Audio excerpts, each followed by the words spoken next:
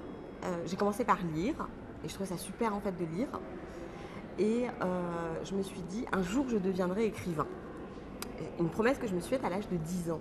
Donc vous imaginez aujourd'hui, pour une femme de 37 ans, de réaliser son rêve, déjà ça me met une claque de me rendre compte que j'ai pu le faire, parce qu'on a plein de rêves et on ne peut pas toujours les réaliser. Et, et du coup, cette idée, elle est restée au fond de mon cœur de petite fille. Et elle est enfin voilà, j'ai toujours un peu écrit dans ma vie, des journaux, ce que je vivais, et ce que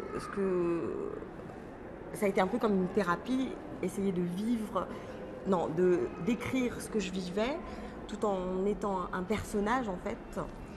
Et, euh, et un jour, j'ai voulu envoyer et voir ce que je valais en fait avec mon écriture. Et j'ai envoyé à Revue 21.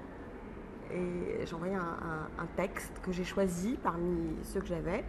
Et j'ai été, une semaine plus tard, dans 10 jours plus tard, Patrick de Saint-Exupéry m'a envoyé un mail en me donnant un rendez-vous.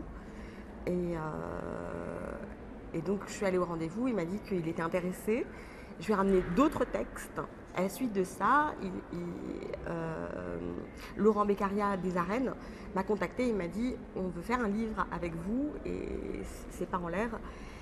Et je me souviens, après le rendez-vous avec Laurent Beccaria aux Arènes, je suis sortie de la rue Jacob et j'ai repensé à cette petite fille qui s'était jurée d'écrire un livre. Et cette jeune fille de banlieue dans les toilettes. Et pour moi, ça a été vraiment une explosion de bonheur où ça arrivait réellement, quoi. Donc c'est un peu genre un peu conte de fées à la banlieusarde, quoi. Je pense que j'ai écrit pour ces jeunes filles qui, à un moment comme moi, ont été un peu perdues. Et comme d'autres, en fait, moi j'ai été aussi aidée par d'autres écrivains.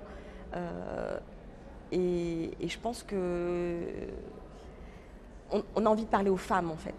Quelque part, on a vraiment envie de parler aux femmes. Parce que à la fois, la femme peut être la pire ennemie de la femme, mais elle peut être aussi la première alliée. Et, et j'ai toujours eu envie d'être l'écrivain allié des femmes. Si je devais résumer mon livre, je pense que c'est le squelette de la femme que je suis. Une femme à la fois entre deux cultures, qui sera éternellement tiraillée par ces deux cultures. Parce que le plus difficile est de dire qu'on est de deux cultures et de ne pas choisir. De ne pas dire je suis française ou je suis algérienne. Et je pense que pour moi, le message essentiel dans ce livre, c'est de me dire que j'ai pas envie de choisir en fait.